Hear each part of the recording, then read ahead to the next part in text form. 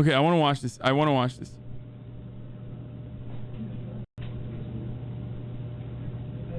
This is 26-year-old Dawson McGee, sitting in a police interrogation room in the early hours of a Tuesday morning. The Monday night before, he stabbed his own mother to death for asking him to move out of the house and get a job. Dawson is unaware that he is being recorded on a hidden camera. In 3 seconds from now, he will hear the sound of the door being opened by a detective. And at that exact moment, you will see a remarkably noticeable switch in his demeanor.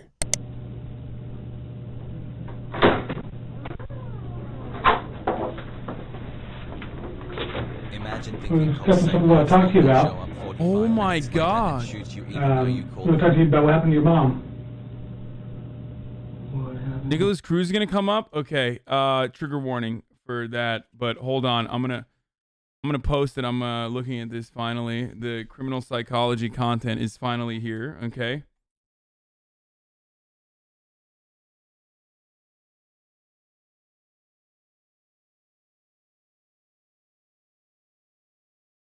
Y'all wanted this. Trigger warning. What should I do a trigger warning for? Like school shooters. www.twitch.tv. I mean, I don't know. Just like, just literally everything. Like, not just like fucking Nicholas Cruz. It's like everything. Self-harm. Maybe. Fuck. I mean, I feel like you should know. You know what I mean? We're doing criminal psychology, so, but you know, I guess.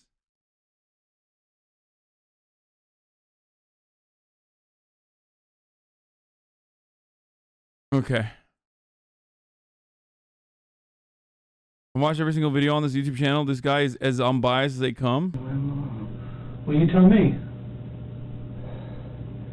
People called me and said something happened at home to Mom. They were very bad. What happened to my mom? Well, that's what I'm asking you. I was waiting for my brother and sister to tell me. Okay. Well, so, was your sister home this weekend? Wait, I'm supposed to have an attorney? If you want one. Am I supposed to have I should request an attorney. Well, that's up to you if you... Bro, come on, bro. Are you fucking serious, dude? Okay. Cops are really out here trying to get fucking confessions from people. I mean, this dude is like acting, right? And it's bad. He's a fail RP. He's a -1, sure. But like, also at the same time, like, it's wild that the cop is just like, oh, they know he's acting, but still. We'd like to talk to you. He's definitely not completely unbiased. He does lean towards the cops. I would offer. I want to ask for an attorney. You want to ask for an attorney? Yeah. Okay.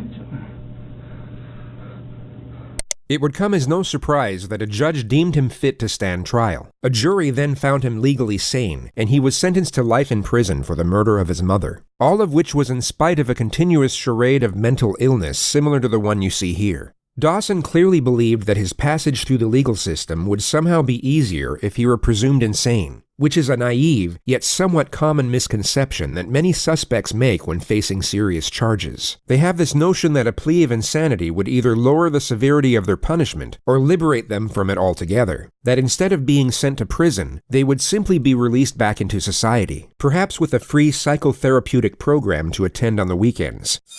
This is, of course, a far cry from reality. In the United States, if you're found responsible for a serious offense, but also found not guilty of the crime by reason of insanity, you will be institutionalized at a high-security psychiatric facility. These institutions are without question some of the darkest and most disturbing places in the system. And if you're not actually suffering from the crippling effects of mental illness, living in this type of environment will be a mentally agonizing experience. The foresight of what occurs inside these units would make the majority wish to avoid them. But once you are in, it is very hard to get out, and you will have to serve the same, if not a greater amount of time than you would have had to serve at a regular prison. So to put it briefly, if you commit a serious offense and then pretend to be crazy in order to get away with it, your life from that point forward will be an extremely dark and uncomfortable. Pretty sure if it's bad if you don't have a mental illness, you know, it's probably still bad if you do have a mental illness as well. I'm just gonna put that out there. It's just that, like, we kind of don't treat people with mental disabilities as full human beings,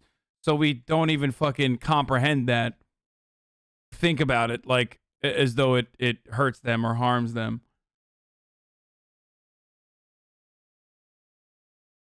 You know? Comfortable existence, whether you manage to fool the Also, system. by the way, this is one area where the NA and EU asylums match one another, for the record. Hold on. Like asylums, like these sorts of asylums, like these sorts of institutions are horrifically fucking arcane and are horrible, even in the EU. Why the fuck are everyone spamming dumb shit? Happy birthday, opening juke. Stop. Dude, nothing triggers me more than like the fucking offline chat shitters that like literally think because they have like 60 of them, they can just like motivate the entire chat to start spamming shit. You really trigger the fuck out of me when I'm in the middle of talking about like fucking insane asylums and shit like that, okay? Stop. Stop. You're fucking annoying me. Fuck, dude. You're so selfish and stupid when you do that. It's very cringe when you do that. Go back to your fucking Discord and talk amongst yourselves.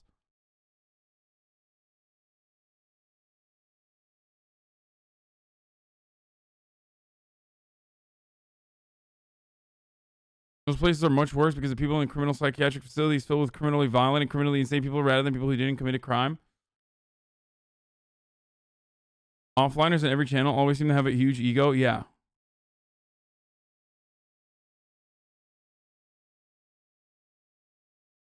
Insane asylums are not a politically correct word anymore. Yes, you're correct. That's why I said asylums, but even then, it's like, I wasn't saying insane asylum, I'm saying asylum. Okay, let's keep System going. or not. Oh, before I continue, thank you for the fucking weird break for me, because I'm going to hit that ad break right here, boys. Top of the hour every hour. It's time for a 60-second ad break. You already know. If you'd like to no longer see the ads, all you need to do is subscribe. Do it for $5 or for free. No transition here, okay? Just hitting that fucking ad break because I want to watch the shit out of this. And I got to pee as well.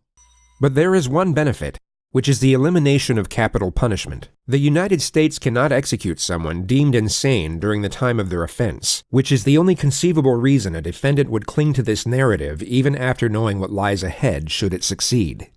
And this happens to be a notion that ties in closely to the primary subject of this video. What the fuck was that, dude? Bro, what the fuck was that, dude?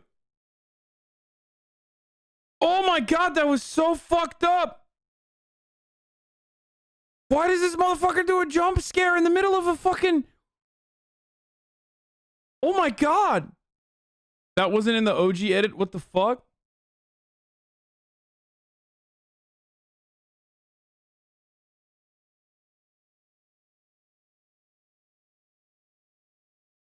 Wait, what?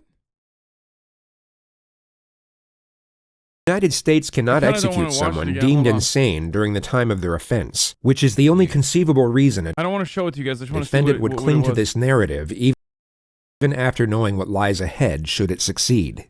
Oh! Oh, that's so creepy! Oh, it's Nicholas Cruz, dude! Why did he do that? Oh! Oh, it's so scary! What the fuck? Bro, I literally thought this was supposed to be fucking like a serious video. Why? Oh! Oh, it's so fucking scary, dude. I don't want to show it. Yo. Stop overreacting.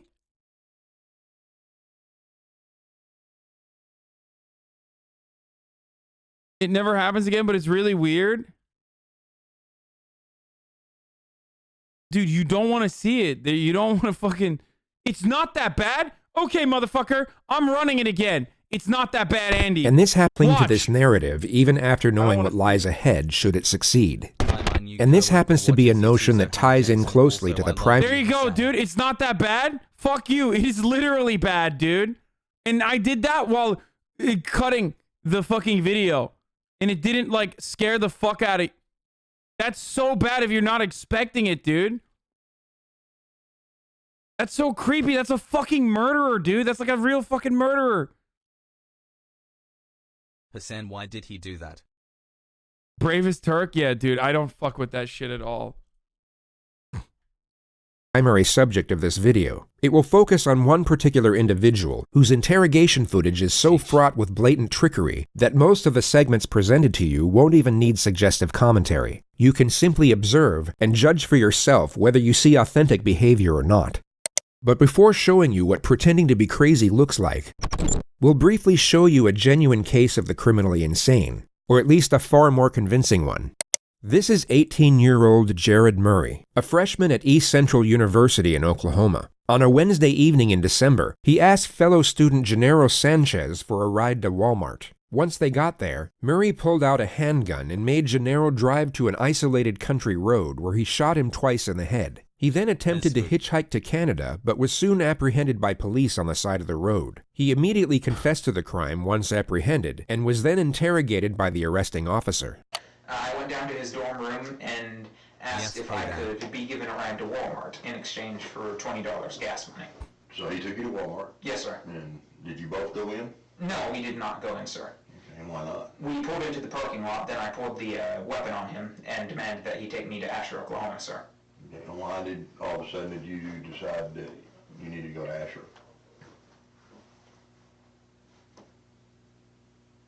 What? 2 months Hasan. Because I was planning to take him out into the country and kill him. Okay. Did he say anything? He panicked, went to pull out his phone. I yanked the phone out of his hand, and then he panicked some more, kept telling me not to kill him. To make him feel more comfortable, I unloaded the clip, unloaded the bullet from the chamber, handed them over to him, and that eased his nerves a little. Then I pulled a second clip out of my pocket and set it on my lap. Can confirm this man is And so legitimately you're driving mentally east, ill. and so I guess at some point, did you decide now was the time? Yes, sir. Okay, and what happened?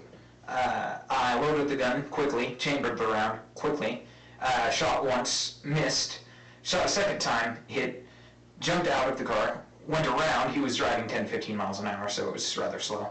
Ran around the hood of the car, and of course it was slow and wasn't purposely driving. Tried to pull him out, couldn't get him out until he already had hit the tree. Pulled him out there, dumped him into the, before I dumped him into the ditch, I heard him gurgling. I'm not sure if that was a physiological or physical process after death, but I thought that he might have still lived through that somehow, because... Bro, this is like... These videos, I'm realizing, are just like the watered down version of like of Live Leak shit. This is literally like the watered down version of Live Leak shit. Like, this is fucking crazy. It's crazy. Okay, I gotta put fucking trigger warning on this, dude. Holy shit.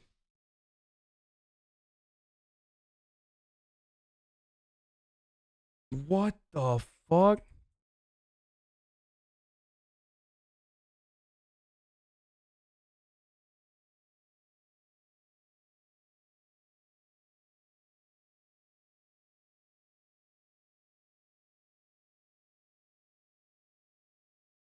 He was gurgling, so I shot him again and then shoved him down in the ditch. He makes a half-hearted attempt to conceal the body with a handful of leaves and a stick. He then walks in the direction of the highway. Did you get back on the highway? Yes, sir.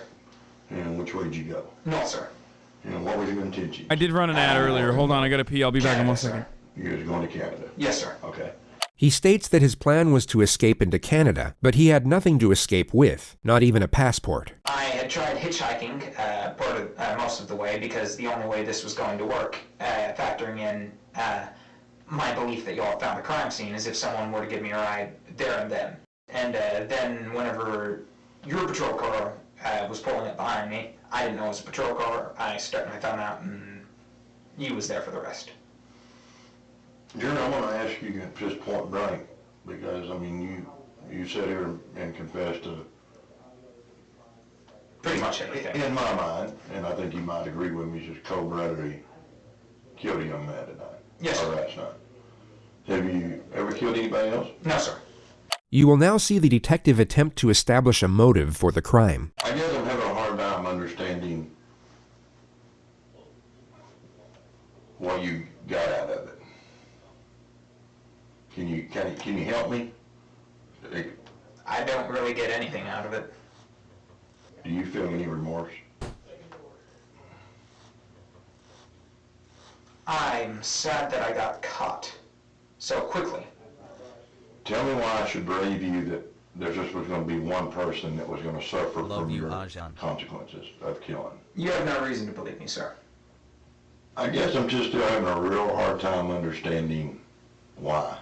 Okay, I'm not the only one. I've seen this in the chat as well. I'm not the only one who feels Yes, like sir, he's Mr. Piker, speaking sir, like we Ben play Shapiro, popcorn. right? The detective He fails just to sounds like a establish a Redditor. solid motive for a further 2 minutes. The discussion eventually lands on the victim's long-term girlfriend. You don't think she's going to be upset, heartbroken? I think she will be, sir. How did that make you feel? No different, sir. Okay. 1 year. I think you've been honest with me. I think you've told me just straight up, right out of the book, what happened. Yes, sir. This cop's like, this is the reason why white people get away with like lesser sentences, dude. Cop's just like, you seem like an honest broker. Very, very impressive, sir. Thank you for your cooperation. I think you can go home now. But, you know, you've done a terrible thing tonight. Yes, sir. You killed a young man Yes, sir. just for the simple fact of, I guess pretty much this is safe for you. Yes, sir. And what do you think should happen to you? Death sentence, sir. And why do you think you deserve the death sentence? An eye for an eye, sir. Do you believe an eye for an eye? Yes, sir. What the fuck? What the Jared fuck? Murray was found not guilty by reason of insanity. He was committed to a high-security mental facility where he is to remain indefinitely. Anything to say for yourself today? No, ma'am. Any reason why you might have done this to this young man? No, ma'am. No reason. No, ma'am. You have nothing to say for yourself. No, ma'am. You wanna School tell shooting the trigger community warning. This anything? video is about Parkland shooting. I Did you mentioned confess it already. to Yeah. police? Yes, ma'am. Are you proud of what you've done? No, ma'am.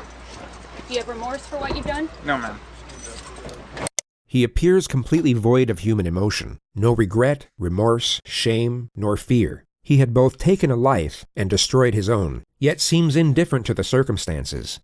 With respect to his interrogation footage, the most conspicuous element was the complete lack of self-preservation. He didn't once attempt to deflect blame, nor afford himself any type of justification for his actions. Okay, so the thing that you should self-examine when you watch this is how hard you fucking focus on the aesthetics. Because this person is like over the top polite, but you're missing the forest for the trees here. When you hyper-focus on his politeness, you fail to comprehend the action that he engaged in, and immediately you think about like, a lot of people do this. Like a lot of people get caught up in the aesthetics of an action rather than the action itself and the consequences of said action. Like, remember that. Remember that. Do some self-examination. He simply spoke in a factual, non-biased manner, impartial to how his words may have been taken or even twisted to be used against him. There was no calculated structure to his behavior whatsoever. So with this notion in mind, I don't let's like these move on cuts. to the It's, like, kinda primary weird. subject of this video. So this is going to be about Nicholas Cruz, I guess. Did Nicholas Cruz act like he was crazy to try to avoid a sentence or something? I did not know this part. Go there a minute, have a seat on the porch there, all right? Pull your hands up a little bit. Have a seat. Did you feet up? No, do not think about getting up, all right, buddy?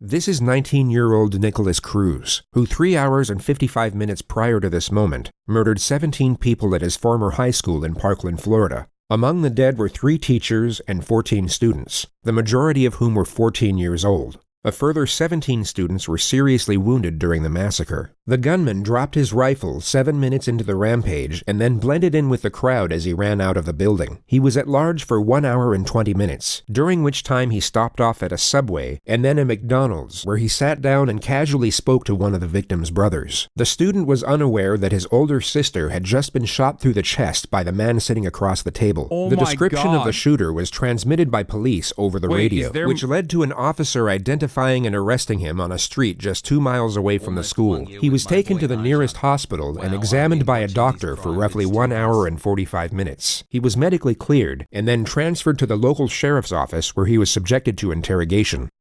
No, do not think about getting up, right, buddy?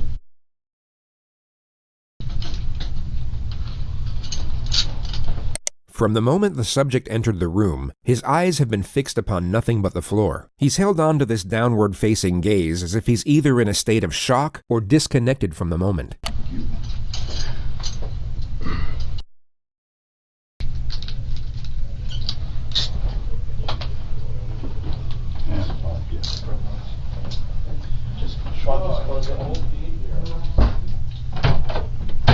At the exact moment the door shuts, he lifts up his head to observe his surroundings. His behavior completely shifts once he believes no one is watching.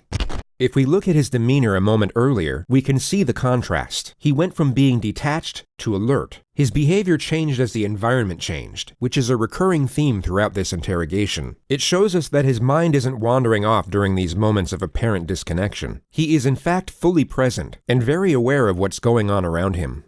I didn't mention how the police also bought him Burger King after they caught him. No, that was Dylan Roof. That was another white supremacist, black church shooter who was given Burger King, not like taken to Burger King, I don't think, but like given Burger King after he was caught. And that's a part of the interrogations process in a lot of instances, even though it is used as a example of like what happens to white shooters versus black people that are perceived to be shooters. I don't remember a lot of this, dude. I don't remember, and I covered the shit out of this, but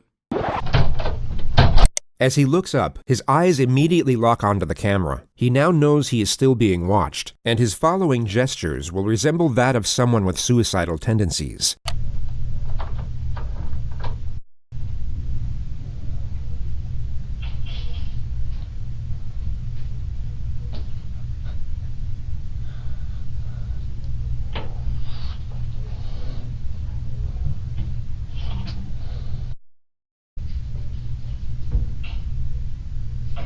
At face value, What the these fuck? externalized suicidal thoughts may seem genuine to some, but when framed with bro, the what's the difference between being like having a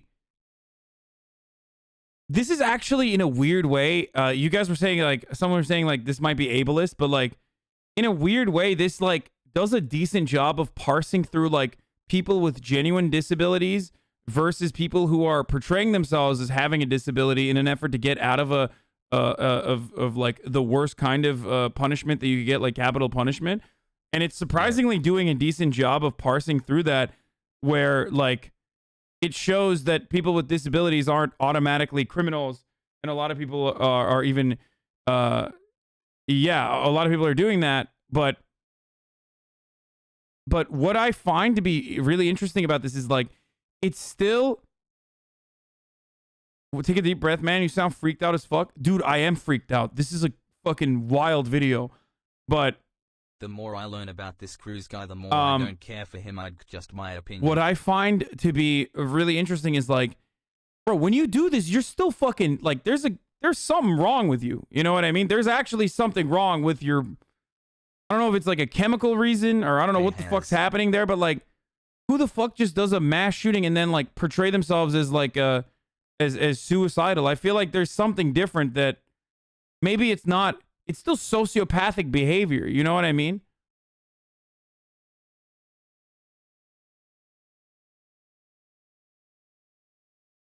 Anyways, rest of his behavior throughout this interrogation, they are exposed for what they really are: an act, a calculated attempt to garner sympathy and paint his character in what he believes to be a more positive light.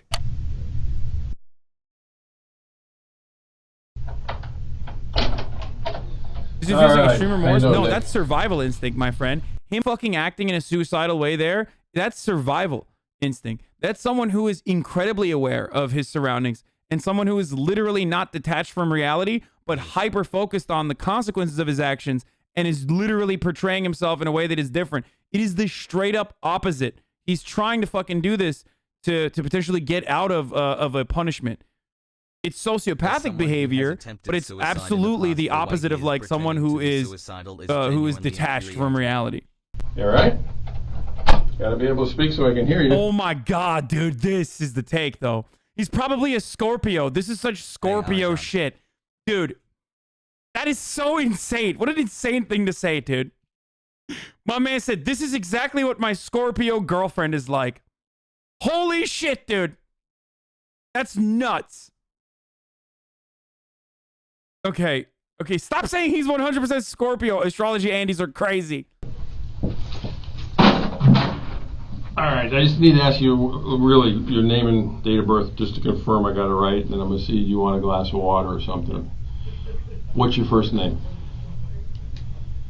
This is a situation where the proof against the suspect is already conclusive. He is without question responsible for the crimes under investigation, making the pursuit of a confession non-essential. The police know he did it, but they need to know why he did it, which would already require a complex strategy in order to obtain the correct information. But the suspect's first recorded statements upon his arrest have now made the procedure considerably more difficult. What's going on today, bro? The demons, man. Demons? Voices. Dude, he's such a piece of shit, Voices? dude. Voices. I mean, and we demons? already knew he was a fucking piece of shit. Like, obviously, he's a fucking demon. Like, he literally is a demon scumbag. But the fact that that's like, the fact that he was also like, oh God. Oh, it's making me more angry. How the fuck? I never thought I would like. What happened? Shut up. Just be quiet, man. I literally never thought that I would hate a school shooter even more. These two words have now forged the primary stratagem of his own interrogation, which is to cut through deception under the guise of supportive examination. The questions will be designed to lock him into a specific narrative about his alleged psychosis, while simultaneously giving him the impression that his responses are for his own benefit. Anything he says now can be used to refute any amendments he might come up with at a later stage. We all know that after this interrogation, he will have significantly more time to think, study, and even seek guidance from professionals about how the legal system interconnects with mental illness. Yet the majority of this forthcoming knowledge could be useless to him depending on what he says during these moments. The more details he gives away, the less options he will have for his defense later on. But pursuing this objective is complicated, as there are two very common scenarios for when this type of suspect gets interrogated. And just to be entirely clear, by this type of suspect, we mean someone who is 1. Pretending to be insane, and 2. Not fooling anyone. Their most common response is to simply shut down. They regress into total silence or some type of catatonic state, and the interrogation never gets off the ground. The other common response is the exact opposite. They erupt into hysteria or supposed delirium, and everything from that point forward becomes incoherent. The lead detective, John Curcio, must not allow either of these scenarios to transpire, and this makes the first 2 minutes absolutely crucial. He needs to create a positive first impression and resemble the furthest thing from a threat, while at the same time maintain a presence of authority. His temperament will be easygoing and non-confrontational, but also encouraging when extracting a response. His role at this moment is the ally. He needs to be liked, respected, but must not be feared. Not yet anyway. Going off the suspect's initial demeanor, the detective will know that he is far more likely to regress into a state of silence at this opening stage, and if he can prevent that from happening within the first 2 minutes, he is over the first obstacle. All right, how you doing, Nick? I just need to ask you really your name and date of birth just to confirm I got it right, and then I'm going to see you want a glass of water. I'm sure once you've committed an act like that, you just dissociate from what happened. They know exactly what they did. They're just not capable of parsing it. Very possibly some never will. What? What's your first name? Come on, Nick. Huh? Nicholas. Spell it for me. Okay. Come on, I'm old. You got to talk so I can hear you. N-I-K. No, I don't think the chatter was excusing him. I think he was just trying to describe a situation, but did it not in a great way. A-S. And what's your middle name? Come on, man, speak so I can hear you. Jacob. Jacob. J-A-C. What's your date of birth? Okay, you need to relax, because I'm the last detective or policeman you're going to have to talk to. So right off the bat, that should be somewhat comforting to you to know that I'm the last guy you got to talk to. But the thing about it is, look at me. I got to be able to hear you. Okay? So all I want to do is get basic information from you. He is close up in his face, whether you want a dude. glass of water, all that stuff. What's your date of birth? 09. Here, I January? deactivated Hive Mind chat for those of you who are wondering. 09 September. The investigation team already know the answers to these basic questions. Their only purpose are to initiate a response, and their non-threatening nature make it more likely for the suspect to engage. They are essentially the opening wedge to get the two-way dialogue flowing. And although the suspect is still partially committed to his catatonic state, as we can clearly see, he is still responsive, making it unlikely for him to regress into complete silence from this point forward. Everything up to this moment has gone to plan. The detective has one foot in the door, and he can now develop the relationship from a more secure position. He goes about this with a standard method of rapport development, the offer of food and water. All right, let me do this. You want cold water? You don't know if you want cold water? Thank you. Well, thank you. Well, I'm going to bring in 2, because I want one. It was hot, and if you decide you want to have it, that's fine. You sure you don't want something to eat? Okay. The refusal to accept food and water. Motherfucker said, this is exactly why I'm never killing anyone. Okay, dude. I'm good that is the deterrence for you. I mean, I know it's a joke, but Jesus Christ, dude. Look, it's too awkward. You know, the interrogation afterwards is just way too awkward, dude. But just stop making astrology jokes for 1 second. Holy shit. People, yeah, chatters will literally say anything in the chat. I've already said that, okay? You already know this. This establishes a fucking truth. We already know.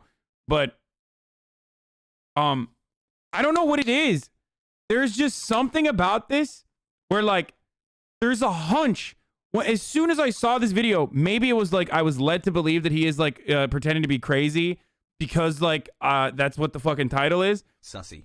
But there's something about the way he fucking presents himself where you're just like, yeah, he's like faking it. He has like this fire behind his eyes where you're like, you see like the how do I describe it? Like you see something behind his eyes when you see his fucking face where where like he's sitting in that courtroom, right? Where he's sitting in that courtroom and you're just like, this motherfucker knows what he's doing. You can see the intention and you can see like him feeling good about what he's doing too. Like, oh, I'm actually fucking getting this. I'm actually getting this point across or something. Like there is like an intensity and also intent at the same time. Like he's crafty.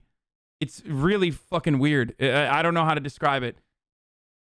Water is a familiar response which you may have already seen on this channel. It's smug. It's so fucking smug. Thank you. That was the word I was thinking of. Like, it's so like, yeah, I did this on fucking purpose. There's nothing you can do about it. Like, I had the power in my hands to do this. And also, like, I'm still purposely trying to fucking, you know, portray myself a certain way.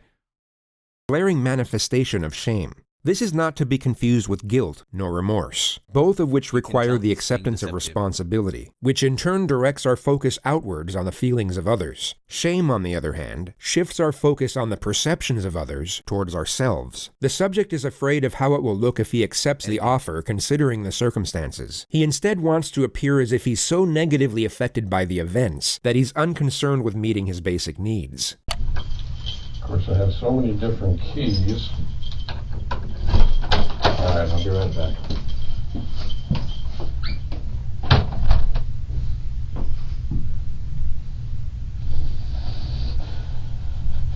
Once again, his demeanor abruptly switches when the detective leaves the room. With his head buried in his hands, it's anyone's guess as to what is going through his mind at this moment. But what you are about to see next is extremely revealing.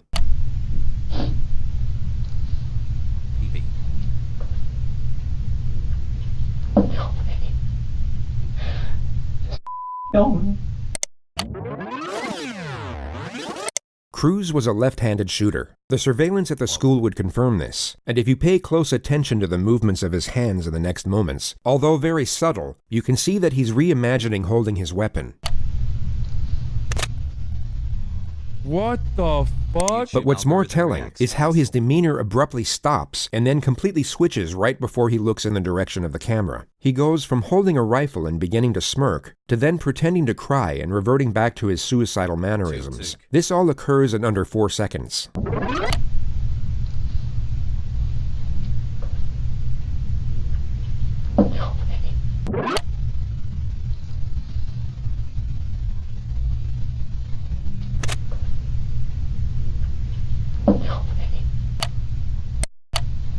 I mean, he's also fucking aware that, like, he's talking to a camera. Like, he's aware that he's currently being recorded, or rather, like, someone, they know that there is a camera in the room. Like, that's, again, awareness entirely of, like, that's not, like, detachment that you would experience. It could be assumed that for a brief moment, he was not only recollecting the attack, but gaining gratification from doing so. He then remembered he was on film, giving reason for the sharp adjustment. His true self was reliving the attack and enjoying his work, while his false self was so dejected to the point he was externalizing suicidal thoughts. Complete opposites.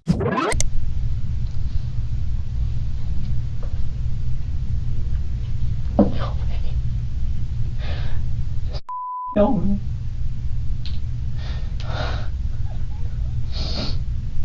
His next calculated charade is one of self-harm. He first bites himself without drawing blood, or leaving any marks that were visible in his jail intake photographs.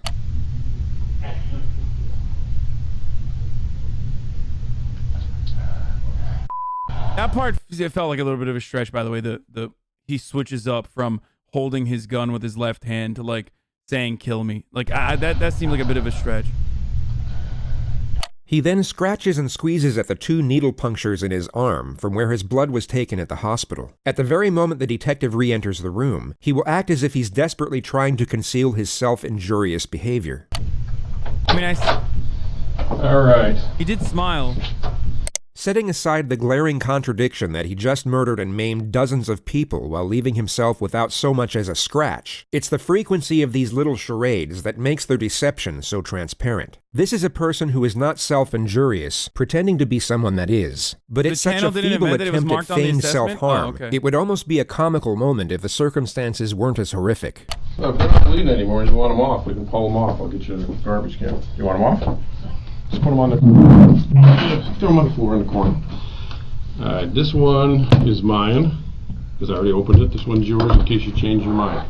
The next 4 minutes are the extremely tedious process of getting the subject to engage further through basic questions. The topic of his phone will now be brought up. What about your phone? Do you have a phone? I lost it. When did you lose it?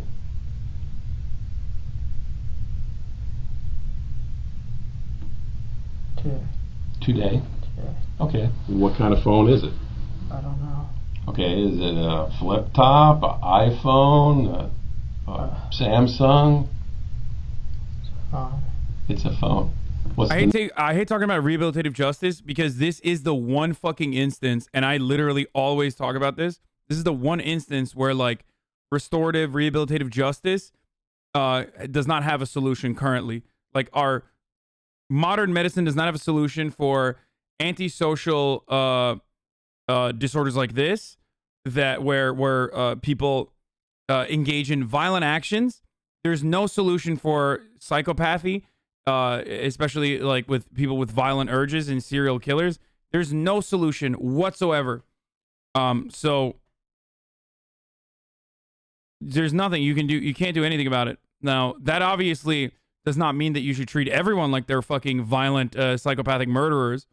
And no, we can identify them. No, that's not true either. Identifying psychopathic behavior is incredibly fucking hard. Especially because psychopathic people are very good at portraying themselves as healed or non-psychotic all the fucking time. So no, it is literally the one area where in criminal justice where it is remarkably difficult to figure out what to do with people that have that have urges like this and will act on them in a violent way. Sociopathic, but yeah, okay, that's yeah. number. How do you know so much about this? Everything? No, well, because sociopaths are overrepresented. I mean, the data is like flawed in this field, but sociopaths are overrepresented in both the prison population and also CEOs in like boardrooms. That's why, and also in government. So, but again, it's very difficult to it's very, very difficult to parse through this data for the aforementioned reasons. So that's the reason why I love like I've read up a lot about this stuff. I'm also fascinated by what was it called, like Ed Kemper and the entire like FBI manual on how to look at psychopathic behavior. I'm trying to do recall right now. I'm having a hard time, but Mindhunt was the show that revolves around, or Mindhunter was a show revolving around like that actual process of like documenting psychopathic behavior. It's a lot of it is still outdated. A good book, by the way, a good book to read on this specifically is John Ronson wrote, or is it John Ronson or Ron John? Oh my God, I'm like, yeah, it is John Ronson who wrote he's British, who wrote a book called The Psychopath Test. He also wrote Men Who Stare at Goats, by the way. He's been on Joe Rogan a bunch of times. He's a really interesting British journalist, John Ronson. The Psychopath Test is a really interesting book that I highly recommend you guys read if you care about this sort of stuff. It's very good. Why the fuck you on Vice? What strings did you pull? Literally no strings.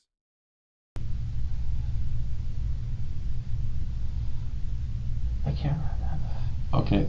He will now begin to feign a So you're saying it's okay to be psycho if you are LGBTQ? Good God, the leftists are stupid? What? Dude, I'm sorry, but you have to have a brain that is this tall. Okay? You have to have a brain processing power that is above this line for you to be able to watch this, okay? For you to be able to watch my content. I'm just letting you know. You have to have a tall brain. And unfortunately, you do not make up the processing power for this. They're baiting you, dumbass. State of hysteria, which then morphs into a simulated panic attack and fake hyperventilation. The detective will need to refute the act immediately as to not let the subject gain confidence with it, but he also has to maintain rapport and avoid confrontation. He essentially has to tell the subject to knock it off, but in the most passive manner possible. The rest of the chatters are above the line. Sorry, let's keep going. I can't remember, dude. I can't. Okay, Nick, calm down. Okay. You've already been medically cleared. I know what's going to be talked about is difficult, but again, you don't remember your phone number. How long you had the phone?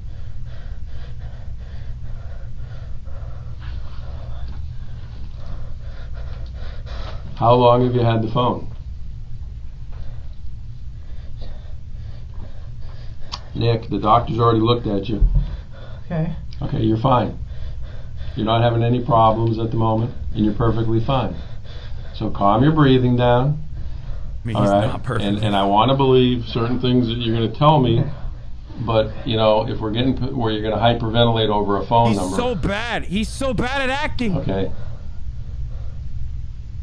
All right. All right. So what's your phone number? Huh? 954. Okay, 954. The manic episode is somewhat curbed, but the subject is still clearly committed to it. 954-821. 2007. 2007. No. 1007. 1007. And again, going back to what kind it is. Do you know if it's an iPhone, a Samsung? I don't know. How long have you had it? Every kid knows what the phone is, man. I got kids your age. Ever since my mother died. I know, I heard about that. That's what I was going to talk about next. This is a turning point. Cruz's adoptive mother had indeed passed away the year prior from pneumonia. The topic is sympathetic towards himself, and it seems to have stopped the feigned hysteria in its tracks. Compared to his neurotic behavior in the minutes leading up to this moment, he all of a sudden appears calm. He is clearly receptive, and thus responsive, to the cue of compassion when it's directed at himself. The detective recognizes this, and although he said he would talk about the subject's mother next, he instead focuses on it immediately to keep him engaged. Alright. So, but you had, since your mom died, how long has your mom passed? can't remember, I think. Okay. This year, last year? November. November? Okay. Okay, when you were... You consider yourself healed? When your mom Healed passed, of were what? you living with her? Yes. Okay, what city was that? Parkland. Parkland?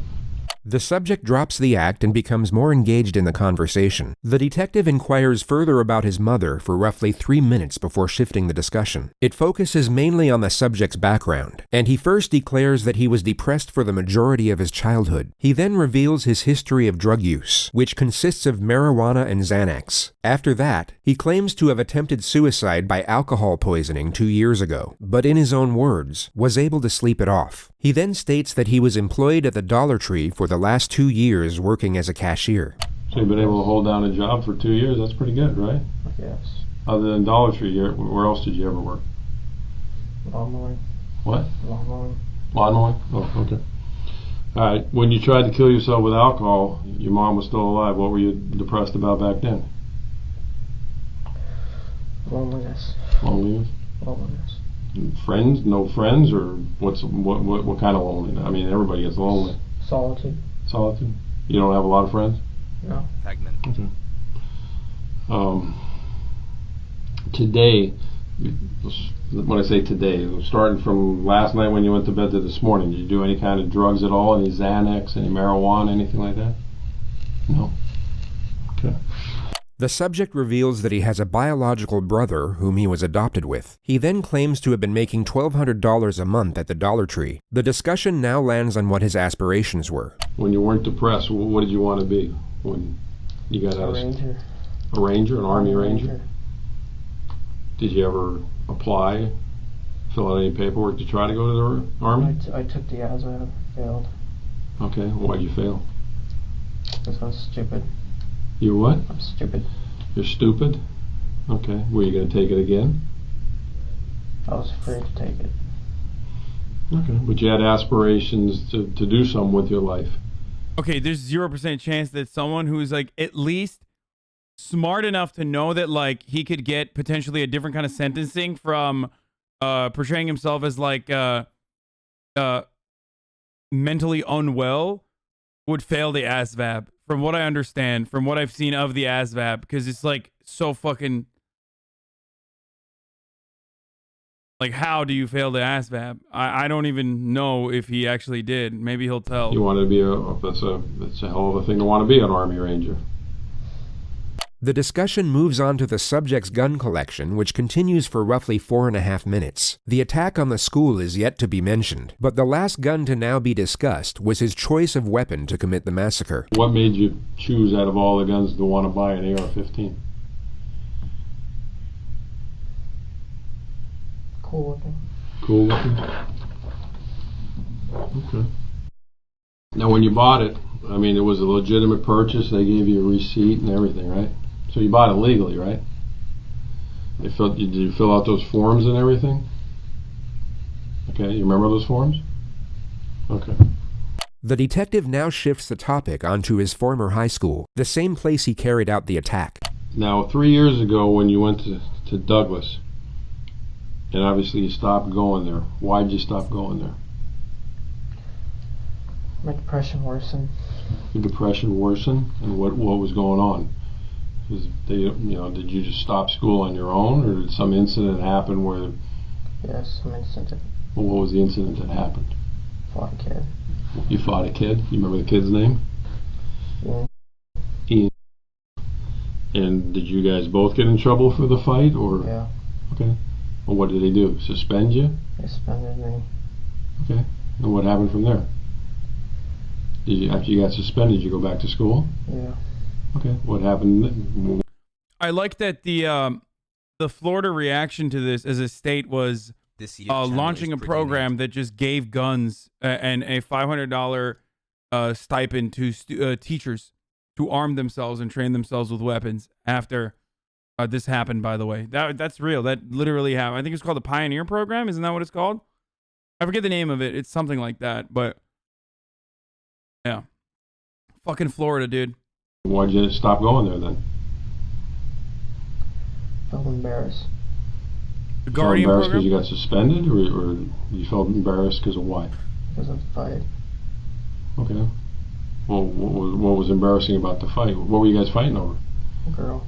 A girl? Well, what was embarrassing about it? I mean, did he get the better of you? Was that what was embarrassing, or he had the better of you? Okay. He has just provided the state with a solid argument for a motive. Establishing a reason for an offense is critical when dealing with claims of insanity. It can not only indicate premeditation, but also calculated malice in connection to the crime, something considered absent in the mind of the criminally insane. He also asserts that he was lonely and depressed while attending the school, all of which can reinforce the argument that he was exacting revenge upon the community in which he felt ostracized. All right, so you go back to school. What ends up happening? You just stop going to school out there, or you got into more problems? Where they got into more problems. What was the more problems? Failing class. Okay. Not going to school. Okay. And this was all while your mom was still alive? Yeah. Okay. Did there come a point in time where you just stopped going there, or they expelled you? Or I just stopped going and then transferred me. They transferred you? When they transferred you, was that upsetting to you? Yeah. Okay. As we know, the suspect has made the claim about hearing a voice which he labeled the demon. The detective will now attempt to get a detailed narrative of these perceptual disturbances. He will do so by asking a series of open-ended questions and then continuous follow-up questions thereafter. This will lock him in. It's not illegal to interrogate someone without a lawyer, dumbass. But he should have asked for a lawyer. Surprised that someone who has the wherewithal did not do that. Into specific claims about what he was hearing. The more information he gives away, the less he will be able to amend later on. And the more questions that are posed, the more likely he is to make contradictions that can be used against him. The suspect believes this is some type of clinical evaluation for the sake of his own well-being, and this misconception will become glaringly apparent later on. He, at this moment, is oblivious to the fact he is giving information away that will be used to cut through his own defense in years to come. Also, on top of that, if he fucking immediately rushed to call for an attorney, then he probably calculated the likelihood that he would not look, like he couldn't go for the insanity plea.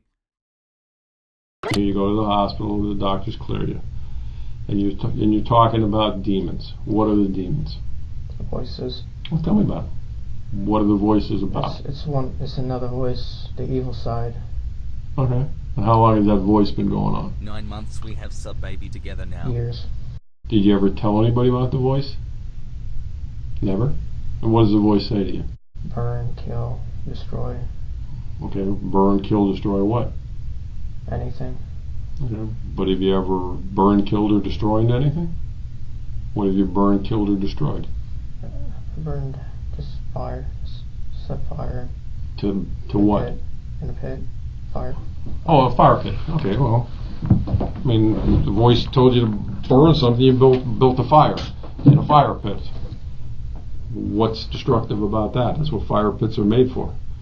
What else did the voice tell you to do that's... Kill animals. Okay, have you ever killed animals? Yes. What kind of animals? Birds. Birds? Wild birds or people's Birds. pets? How do you kill them? Birds. How do you kill them? Wait for them, kill them. Oh, can't catch them, so how are you waiting for them? Out in the grass. Wait for a bird to come up. There's no way, man. I'm a bird lover. There's no way. You can't catch a bird, Holmes. No, I mean like... with a pellet gun? Oh, okay. Where's your pellet gun? It broke. Okay. Alright, so the voices tell you...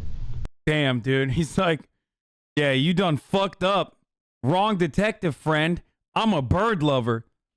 That's crazy. He's like, guess what, dude? I'm a fucking bird lover, bitch. So it's not going to work with me. To hurt animals and start fires in the fire pit. When was the last time you heard the voice? Hassle. Yesterday. What time was it yesterday? It was at night. Okay. And where were we at? Work. You're at work? So you're at Dollar Tree. And what's the voice telling you? Hurt people. He should have brought a specialist in people bird at law, Dollar to be honest. Or hurt people? Hurt people in general. Okay. Doesn't say specifically who? Alright. Can you tell how old the voice is? My age. Okay. Do you have a good voice too, or just a bad voice? Is there a voice inside you that says, do good things? The detective will now start getting confrontational, and the subject's behavior will shift once more in response. You will see him get defensive as he attempts to protect his narrative, and his responses will become much faster. He will even cut the detective off multiple times. Keep in mind that he was barely saying anything at the start of this interrogation. This motherfucker is RP checking him straight up. No? Hasan. Can't be. You held down a job for 2 years. If you were doing things bad, you wouldn't be able to hold a job down for 2 years, right? Okay. I mean, look. It's me and then my bad side. I understand. Everybody's got a quote good and bad side. There's people. No, it's a voice. The voice isn't here. Bro, he literally keeps trying to hit, like, he can't.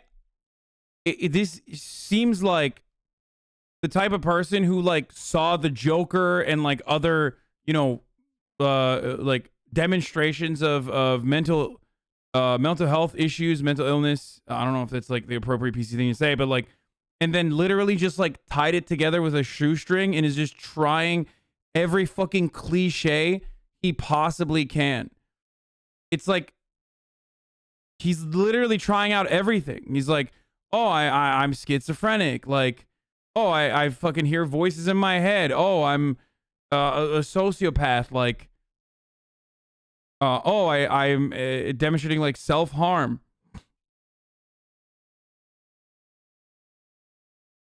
Do you support the death penalty? No. And that's me. Just regular me. Just trying to be a good person. Okay.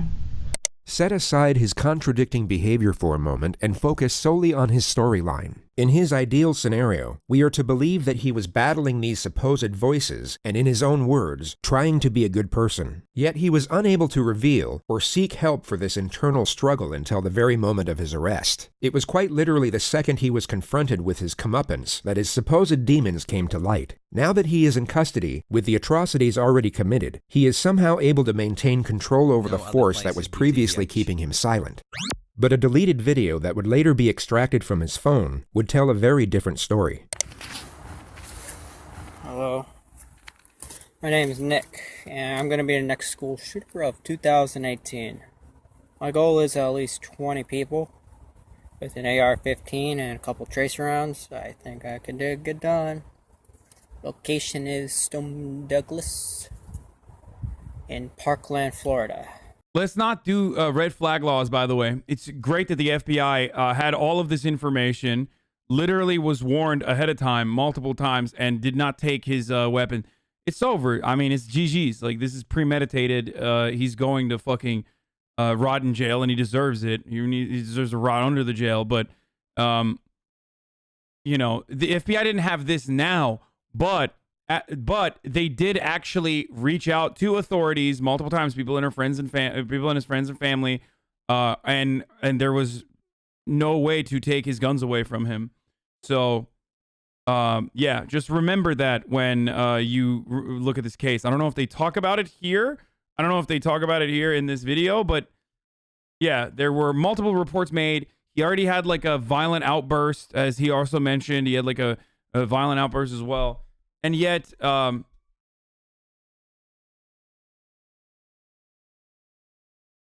you know, he's fucking, they didn't take his guns away. It's gonna be apolitical video for the most part. Dude, what do you mean apolitical? There is no like a political approach to this. Like, that's not politics to say that like this dude was, there was no law in place where they could like take his guns away from him when the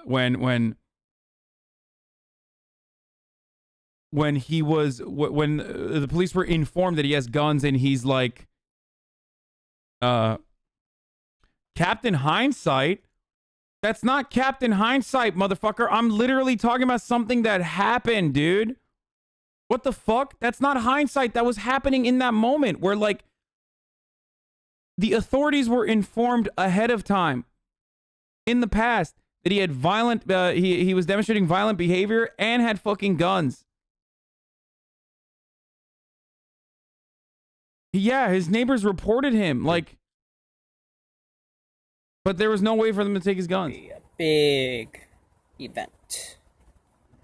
And when you see me on the news, you'll all know who I am.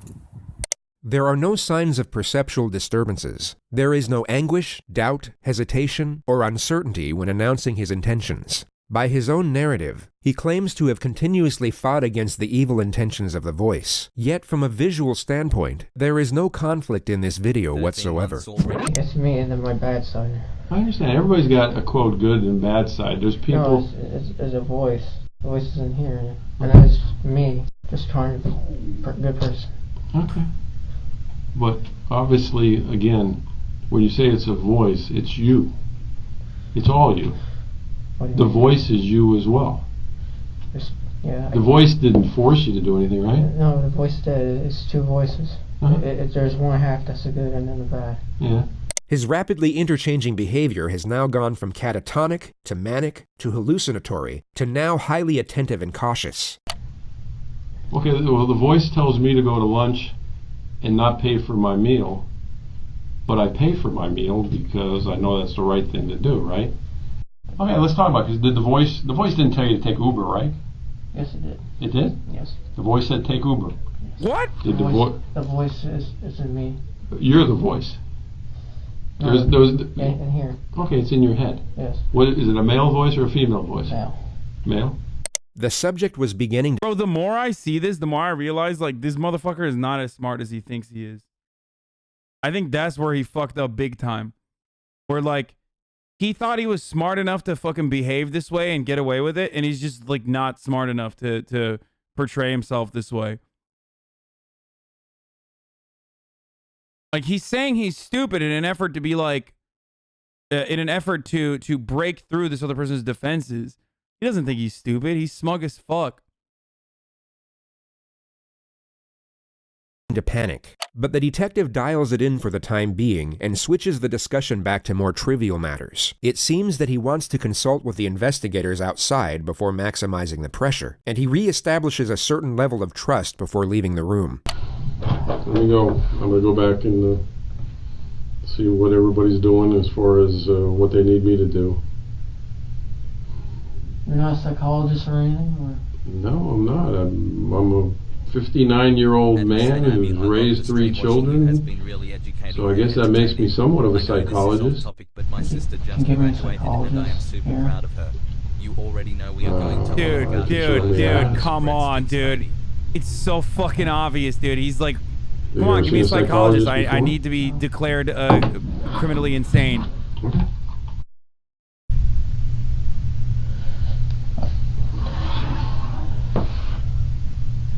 The subject scratches his arm for another 2 minutes. He then switches to a hallucinatory state and appears to be seeing things in the room.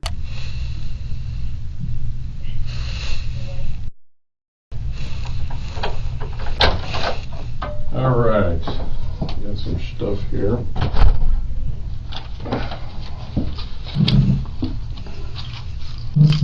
Oh my god, the detective will once... It literally caught in 144p, dude. Caught in 144p right here, dude. What the fuck? Oh my god, this is like, in a weird way, this is so rewarding to see this fucking piece of shit. Like, it's so rewarding to see this piece of shit, like, get fucking caught in this. Oh my god. Jesus. Caught in 144 hertz, whatever, you know what I mean. Fucking shut up. 480, 122p, dude. Whatever the lowest is, okay? Yeah, 144p. I'm right. More dismiss the act by pretending to not see it. He will then pose a question to the subject, and the charade will cease immediately. I was right, you fucking idiots in the chat. I was right. Here's the water. You put it back over here. You definitely don't want the water. Huh? Y'all suck. It's very interesting to observe his facial expressions at the exact moments he abandons fake behavior. These are the very brief junctures in which his true self appears to surface. It's easy to get distracted by the present situation as he sits there in a hospital gown chained to the floor, essentially helpless to the cunning devices being used against him. But in moments like this, we are reminded of what we're actually dealing with. A very short time ago, he was not helpless at all. He was the one preying on the helpless, offering them none of the sympathy nor mercy of which he is now trying to garner for himself. All right, this psychologist you want to talk to.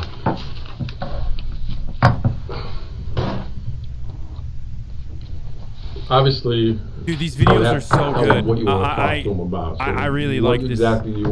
I never thought I would fucking watch a video without pausing this much for like an hour, and it would keep me fucking captivated from point A to point Z. It's wild how good this channel is. Holy fuck! No wonder they have 35 million views on this video. Having said that, though, if you want an ad-free broadcasting experience, you need to subscribe, because I am gonna hit the top of the hour fucking ad break right now. So you already know how that works, boys. If you have a Twitch Prime, you can use it for free here to avoid those ad breaks, or a $5 sub, or you can use an ad block or VPN or something like that if it hasn't been clapped by Twitch already. So I know that there is no transition. I'm sorry, guys. I'm gonna go back to the video now. Here's the ad break coming right now. What do you want me to ask him, or why do you want to talk to a psychologist? Find out what's wrong with me. Well, what do you think's wrong with you? I don't know. Thank you, Kami. The detective in this next segment will attain further information about the supposed voices, only he will no longer have to tread carefully in order to maintain a friendly connection. He will still secure useful information, but also get confrontational as and when he pleases. The risk of frightening the suspect to the point where it stops the interrogation is no longer a concern. When you hear the voices, are the voices like outside your head or inside your head when you hear them? Inside. Okay, so it's not like you don't hear a voice from that corner talking to you. It's inside your head. And is it always the same voice, or is it only one voice? One voice, same. And you said it's a man's voice? Yeah. Yes. Does it sound like anybody you've ever met? Anybody you ever seen on TV? Can you tell, like, by an accent? Is it what kind of? Is it an old man, young man, white man, black? Man. Young man? About the same age as you think? But it's only one voice you ever hear, right? Yes. Do you hear the voice when you're in bed at night sleeping? Yes. Do you ever see anything with the voice? Like some people say, oh, I see a person sitting in the corner. Bro, this motherfucker was like, who needs a psychiatrist, dude? We got, like, he got him. Straight up. All he needed to do was, like, ask a couple questions to just, like, immediately pick it apart. It's crazy. How did he not even think this through? You don't see anybody sitting over there, do you? It's just me and you, right? All right. Do you always obey what the voice tells you to do? I try not to. Okay. Well, how many on any given week? How many times do you think you hear the voice? All the time? Once every day. Once every day? Morning, afternoon, night? Always the same time? Usually in the afternoon. About what time? 11 to 12. Why do you think it's those hours? I don't know. It's always around lunchtime? Now, you talked about demons, and then you talk about the voice. Yeah, that's the demon. The voice is the demon. The voice is the demon. So there's not two... The person, whoever it is. Does it have a name? No name. Does it ever say, hey, my name's Nick? Does it use your name or use somebody else's name? Just a voice with no name. Just a voice with no name telling me what to do. The real question I have here, sorry to pause it too much now that I said I don't pause it, but the real question I have here is this cop operating under the assumption, because of something that he realized, that this person is not actually, like, criminally insane, or is he just literally trying to straight up, it doesn't care if this person has like a mental health problem or not, and is still trying to fucking establish that he doesn't have, establish that so he can get like a confession ultimately? Tell you to buy that AR-15? Yes. That's the real question. Hey, buy that gun, it looks cool. Did the AR-15 get picked out because it was similar to the gun that an Army Ranger would carry? No, it was because of the voice. What do you think if He doesn't need a if confession, you but didn't he buy it, he if wants say, to make hey, sure that his confession I ain't is buying this gun, valid. it's too expensive. What do you think the that voice he would have gets done to you? fucking hit with the book. Did you stop talking to you? No, tell me to hurt myself. How would you hurt yourself? Cut. You're a cutter? I'm a cutter. All right. When was the last time you cut yourself? Earlier. Earlier when? When I was fishing. Earlier today or Earlier today. Where were you fishing at today? At a lake. Okay. Before the school shooting? Yes. What did you cut yourself with? Let's go. Knife. Those little scratches on your arms? Let me look at them. Come on, man. I get worse scratches weeding my flower bed than that. You weren't trying to hurt yourself. Yes, I was. It wasn't sharp enough. Wasn't sharp enough? No. How many knives do you own? 4, 5. How long have you been cutting yourself? Years. Years? You ever cut yourself where you had to go to the hospital and get stitches? When you cut yourself, it's because the voice just told you to cut yourself. And if you didn't talk or you didn't listen to the voice, then you were going to be alone because your voice was your only friend. That's kind of what you're saying. Even though you have a biological brother. Since me and you have been talking, have you heard the voices? What's it said? Saying cut yourself. For you to cut yourself. Does the voice like me? Huh? Does the voice like me? He doesn't trust you. Why doesn't he trust me? I'm pretty relaxed, ain't I? I'm trying to figure that out too. Well, what doesn't he like about me?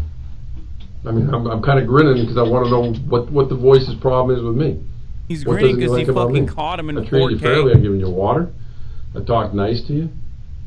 You know. You're too nice. I'm too nice. Yeah. Yeah. How many times has the voice talked to you while we've been in the room here together? A lot. Has the voice said jump out of the chair and do anything bad to that policeman? Saying kill yourself now. I don't really believe there is a voice, to be honest with you. Voice. No, I don't think there is. I'm telling you the truth. There is. No. I mean, I feel you probably want to kill yourself because of what happened, but... No, the voice is telling me to kill myself. Okay, but... Damn! The voice is telling you that the AR-15s is... You like guns, man. You wanted to be a ranger. You like guns. It's alright, there's cops like that. There's cops who got 50 million guns. You didn't buy guns because the voice said, hey, today I like Mossbergs, tomorrow I like AR-15s. You like guns. Bro, that's a self-report by the cop, by the way. Can you call the psychologist? I've already got the questions from some of the psychologists. Some of the questions I asked you were from... Yeah. I see. That's the ones I asked you. You already... No. The questions were obviously from the investigation team and not a psychologist, but the suspect doesn't know this, and it's fascinating to observe his reaction when he sees the questions are not sympathetic in nature. He perhaps thought a psychotherapist would be asking him about his feelings and affording him some type of reassurance after he committed mass murder, and he becomes very unsettled once he realizes the procedure won't be quite as sympathetic. Voices. Are the inside or outside of your head? What do the voices say? These are all questions I asked you. How many voices? You said one. Whose voice do you think it was? You didn't know. What the f is wrong with me? I don't know. I don't understand why you can't admit you like guns. You want to talk to a psychologist. Why didn't you talk to a psychologist when the voices started? The voice is telling me not to, and I listen. The voice was telling you not to talk to a psychologist? Yeah, but myself, I wanted to. You ever go to church? I wanted to. No, I'm saying ever in your life. Yeah. Do you believe in God? I don't believe in God. What do you believe in? I feel like there's something. Okay. But if you believe in demons, do you believe in angels? Angels is the good. Let this man Demons go, are the brother. bad. But when you say the word demon, you think it's an evil spirit? Or what do you think it is? A voice. The subject had earphones in during the mass shooting. The topic now lands on the music he was listening to. Well, I mean, I'm sure we don't like the same music. What kind of music we listen to? Name the group. Mark, what was it? Mark Green. You have to help me. Mark what? Mark something. What was the song though? Sad. That's the name of the song, Sad? No, Salad Days. Salad Days? Fuck! DMCA!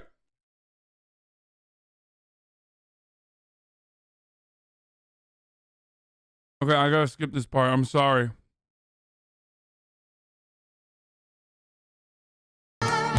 Oh, fuck!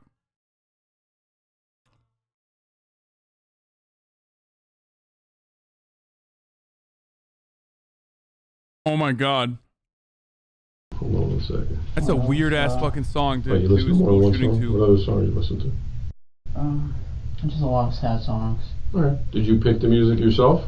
Or did the demon pick the music? Demon, and then myself partially. Alright, which ones did you pick? The sad ones.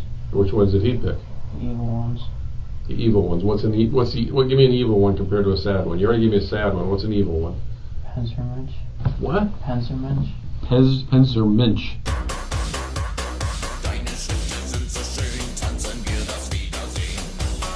What the fuck is this? And what is that? What the fuck is that? Wait. Dude, this dude is so fucking 4chan, it hurts, dude.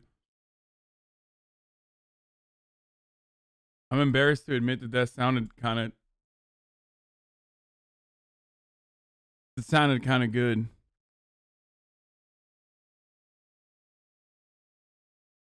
He was a bit of a bop. Which is fucking... don't get mad at me, dude. I mean, it's... What up, Doug? What up, dog? Evil songs, anything. That sounded good, but not Mac DeMarco. No, Mac DeMarco sounded good, too. Is it Nazi shit?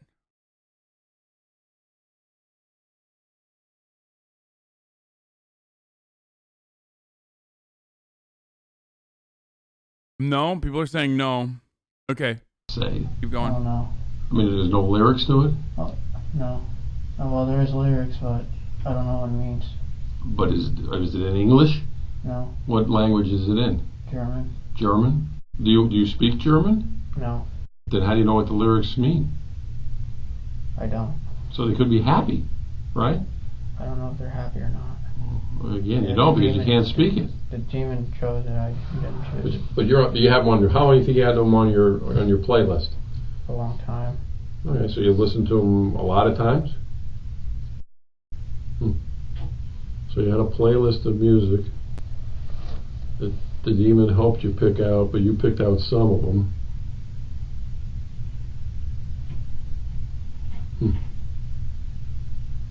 Nicholas I'm just Cruz. having a tough time understanding this demon thing. Parkland shooter. Nobody understands. Well, the Xanax you were talking to me about earlier, where'd you get the Xanax? On the street or? On the streets. So you used to buy that? Other than Xanax and marijuana, what other drugs you never tried? Vodka? PCP? Cocaine? Heroin? This right here, low key, like this detective's doing a great job, so I don't want to shit on him too much. But that betrays the fucking war on drug narrative and justification. That motherfucker knows that weed and Xanax don't cause you to demonstrate violent behavior or violent outbursts.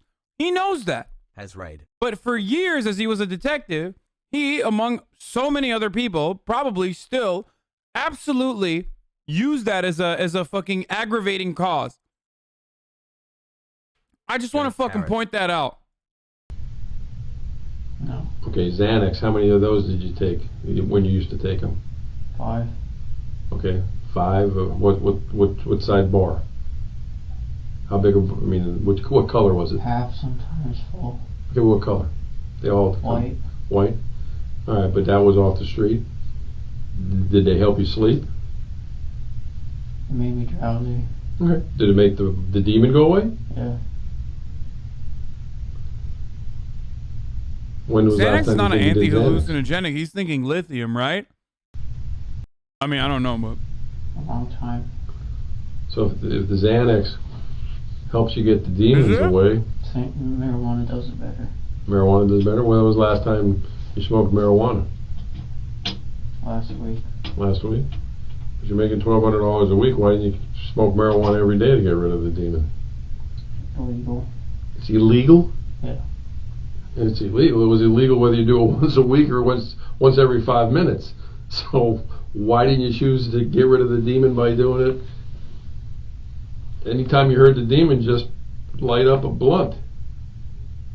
I mean, you had the money, man. Because I knew it was illegal and I didn't want to do wrong, but he wanted to do wrong. Okay. So the demon wanted you to do wrong, but then your good side didn't want to do wrong by smoking marijuana? Even though I made him go away. I hate doing illegal things that the demon tells in order to get rid of the demon, which is why I went and did a mass shooting. I don't know if he knows. Doing a mass shooting, also very illegal. Perhaps way more illegal than smoking a weed. Even though it made him go away. Huh.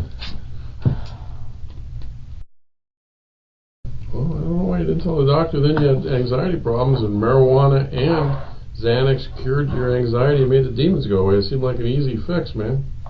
If that's true.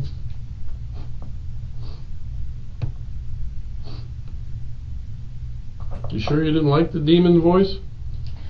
I don't like the demon voice. You sure? I'm sure. Then why didn't you go to a doctor to get rid of it? I was afraid. I'm just afraid to be... Why, well, forget that for a second. Let me ask you another crazy question. Okay. If the demon, was the demon there that night? Ian beat you up on campus? Huh? Was the demon there that day when Ian beat you up on campus? Yes. He told me to go up to him. Okay, so who did Ian beat up? You or the demon? Me. Okay, so why didn't the demon do something to stop it? I didn't do it. Huh? Why didn't I don't know. That's a good question, because the demons tell you to do all these bad things. Why couldn't the demon get you mad enough to get the best of Ian?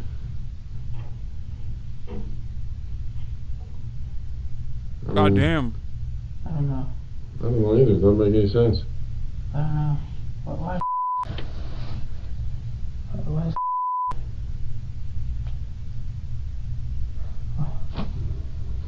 The demon's this I don't know why. all-powerful thing that tells you to do bad things and you're afraid of it. Bro, he's literally RP checking him the entire time. Why did the demon just take over right then when Ian was getting the best of you and get the best of Ian? And I think he's antagonizing him on purpose to get him to fucking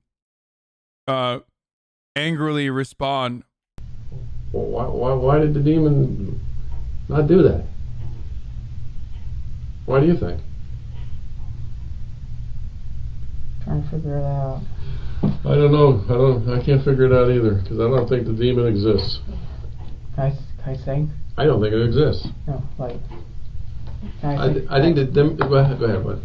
Am I able to, like, think to myself about it? Yeah, sure. That's all I'm asking. Hey, you can think all you want. I'm just thinking about the demon. Oh my God, he's well, like, I need 5 minutes to fucking lie. I'll come back and talk to you. I personally, I think you're using the demon as an excuse. I'm not. I promise. You could have stopped the demon by getting a prescription for marijuana. You could have stopped the demon by getting a prescription for Xanax. You could have stopped the demon by illegally doing marijuana, which you were doing anyway. You could have stopped the demon by doing Xanax illegally, which you were doing anyway. You could have stopped the demon anytime you want. You didn't want to stop the demon. The subject seems to be coming to the realization that he's not going to be treated as a victim. As he begins to meet this reality, you will notice him exhibit signs of fear. You will then see him attempt to escape the confrontation by feigning a state of psychosis once more. The detective will recognize this, but this time will not afford reassurance. He will instead apply further condemnation, and a visibly frightening realization will engulf the suspect from that point forward. It's essentially the very beginning of retribution. The detective introduces him to the rest of his life at this moment. Oh my God, this is so, in a weird way, I've never seen something so rewarding from the police side. No, that's not true. You didn't. You could have. I've given you 4 ways you could have stopped the demon, man. This is like propaganda. This is more Okay, successful now you know propaganda you're than just anything acting else. like that because. No. Okay, well, relax. You're just acting like that because I'm making sense. Calm down. I'm making sense, and you don't like when it makes sense. No. Because it doesn't fit into the story you're telling right now. I'm telling you the story. It's true. It's just, Well, why are you looking at your arm now? I'm trying to understand why. Well, why didn't you want to stop the demon? I don't know. Because I think you like the demon. No, I don't. Okay, why didn't you stop it then? I don't like the demon. I don't like the demon. I don't like the demon. I don't like the demon. Well, that's if the demon even exists. Can I get an attorney or something? You want what? An attorney? Yeah. Did the demon or the voices tell you to get an attorney? Okay. All right. We tell the voice that don't hit yourself in the head because the attorney the demon just requested. I will stop talking to you. I'm scared. You're scared of what? Scared. The moment that he realized it's over, the moment where he realized it's over, he fucking turned around, asked for an attorney, and is like, it's not because the demons are acting out, it's just because he's realizing that it's done. Oh my God, dude. Protect me, man. I don't know. Why wouldn't you protect me? All right. Well, again, your demon wants an attorney. Does the demon know an attorney? Any name in particular? Okay. All right. Well, just relax. You're done talking to me. And once again, I grabbed the wrong key.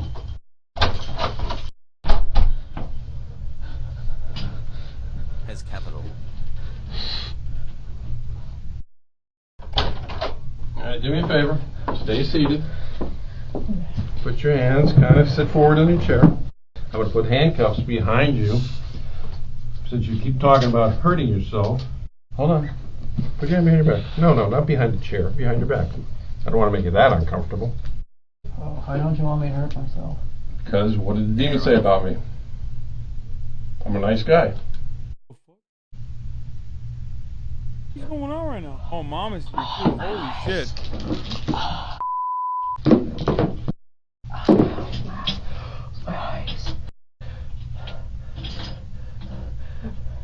Real fucking freak shit, by the way, for the record. Real freak shit that he like didn't feel this kind of remorse for the actions at all. But all of a sudden, the reason why he's panicking and like acting out this way is because he's panicking. And the reason why he's fucking panicking is because he just realized like, oh shit, the consequences of said actions are going to destroy me. That's so fucking that's just like, that's actually psychotic. As buff. When the game is over, like he lost the game, he's like actually mad.